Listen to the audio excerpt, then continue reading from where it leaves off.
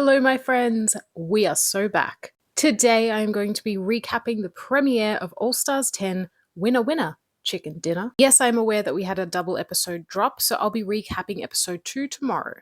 Now, if you've been following, you would know that I've been spoiled for pretty much everything this season, so I'm not going to pretend to act shocked by certain things. You're welcome to watch my spoilers chat if you would like more context. Having said all that, today we are talking about the very first episode, where we are thoroughly introduced to the orange bracket.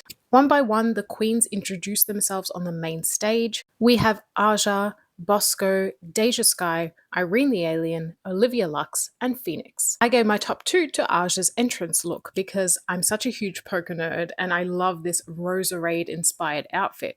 This is also one of 2 Pokemon looks that she displayed in just one episode.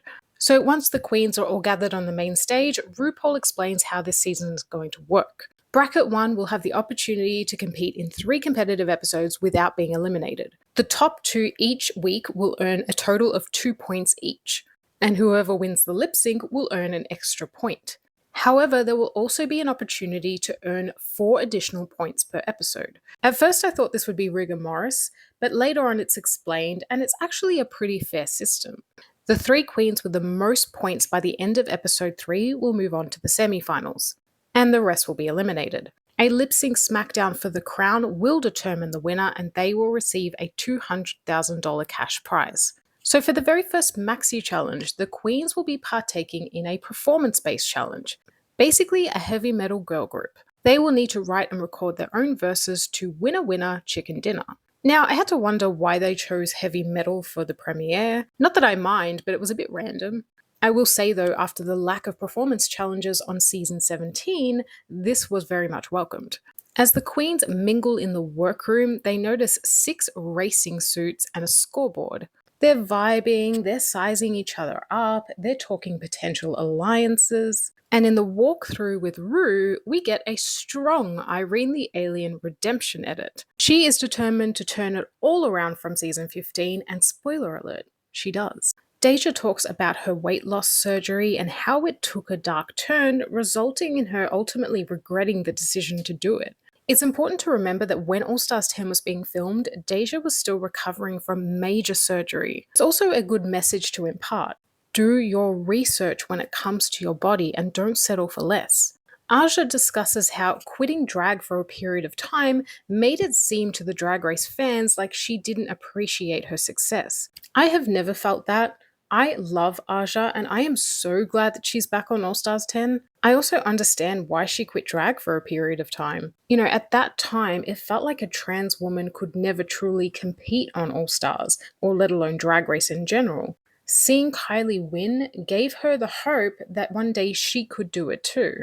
We are so lucky to have Aja back on our screens, so do not take her for granted. The queens then move into a choreography session with Jamal Sims, and poor Phoenix was really on struggle street. It's been years since her original season, and Drag Race has changed so much since then. Phoenix is also more on the management side than the performer side, so I could understand her limitations. As the queens get ready, Olivia Lux and Aja form their first official alliance, Operation Mimu. Keep in mind, Olivia is also sort of in a semi-official alliance with Deja Sky. So on the main stage this evening, we have RuPaul looking extra glamorous. I love this look, by the way. We have Michelle Visage, we have the hilarious Ross Matthews, never forget how hilarious he is, and extra special guest judge, Ice Spice. Category is slits and tits, and I gave my top 2 to Irene the Alien. This gave me the fantasy that I needed, the extraterrestrial fantasy. This is just beyond. I can't even, I have no words. This is beyond. So it's time for Winner Winner Chicken Dinner, and the 2 queens that stood out to me the most were Aja and Irene the Alien. Aja really attacked that choreography like nothing else. And I just loved Irene's verse. Also, look at her. I don't think a queen has ever been hotter. Deja had really good vocals as well. I'm glad that she brought her Lil Jon Snatch Game character into it. She was my 3rd favorite of the evening. So it's time for the judges' critiques, and up first we have Aja. They loved her energy and her lyrics. She was just very confident. Also, I love that she did a Jinx-inspired runway, but I do have to agree that the purple paint on the body was not overly matchy-matchy. She could have gone so much bigger with this. Jinx has huge lips and overflowing, draggy blonde hair. I just think she could have done this a bit better. Bosco is commended for her performance and her fun rocker chick outfit. Ross does mention that she was facing away from the camera a bit too often, which ultimately hindered her from getting a top spot. But this wig, oh my god, this zipper wig is everything. As I mentioned earlier, Deja is given praise for incorporating her Lil Jon Snatch Game character into her verse. She had a real stage presence about her. I do agree with Ross though, I wanted more titty. Olivia is told that her voice is too pretty for rock. Her look in the challenge though was giving very Tina Turner. And this homage to Lil Kim is absolutely gorgeous. Olivia always looks $1,000,000. As we surmised from the edit, Irene has an absolute redemption and we love to see it. She stole the show. This is how you prove to everyone that you're not a filler queen, you simply had a bad day. Think how far Irene could have gotten in season 15 if she hadn't made a glass of ice water. Phoenix is last, and as expected, she is told that she was holding back a bit. She was too shy and timid on the stage.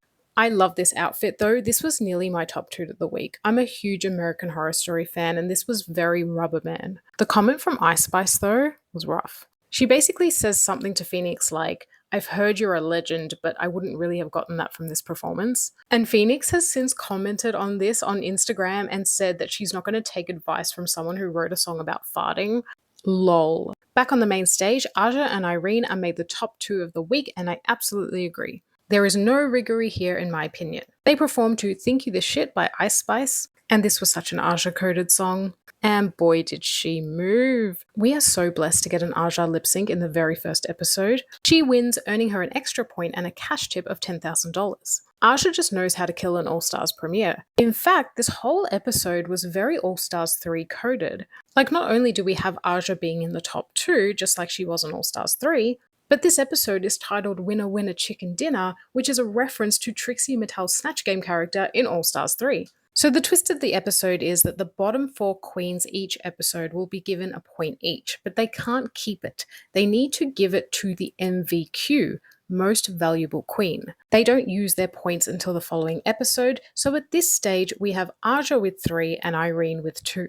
The queens will need to spend their badges wisely. As Bosco said earlier in the episode, winning All-Stars isn't just about being talented, it's about how well liked you are by your sisters. And that will play a huge part in how the points are doled out.